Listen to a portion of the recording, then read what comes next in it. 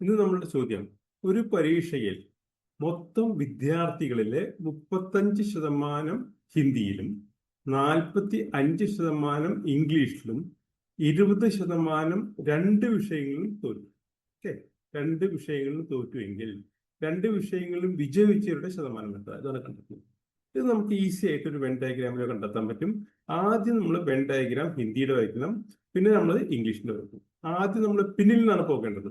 20% രണ്ട് വിഷയങ്ങളും തോറ്റത്. അപ്പൊ രണ്ട് വിഷയം, ഇത് ഹിന്ദിയാണ്, ഇത് ഇംഗ്ലീഷാണ്. അപ്പോൾ 20% ഇവിടെ രണ്ട് വിഷയങ്ങൾ പെടുന്നുണ്ട്. രണ്ട് വിഷയങ്ങൾ അത് ആദ്യം നമ്മൾ അടയാളപ്പെടുത്തും. 20% ഹിന്ദി രണ്ട് വിഷയങ്ങളിലും.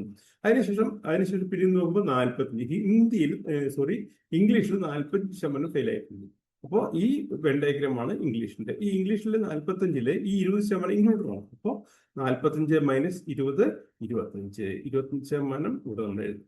അതിനുശേഷം 35% ഹിന്ദിയില്. ഈ ഹിന്ദിയിൽ ഇതാണ് ഹിന്ദിയുടെ വെൻ ഡയഗ്രാം. അതിൽ 20 ഇൻക്ലൂഡഡ് ആണ്.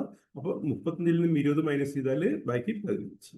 ഓക്കെ, അപ്പോൾ 15 ഹിന്ദിയില്, 20 രണ്ടിലും, 25 ഇംഗ്ലീഷിലും. അപ്പോൾ 15 + 20 35 + 25 60.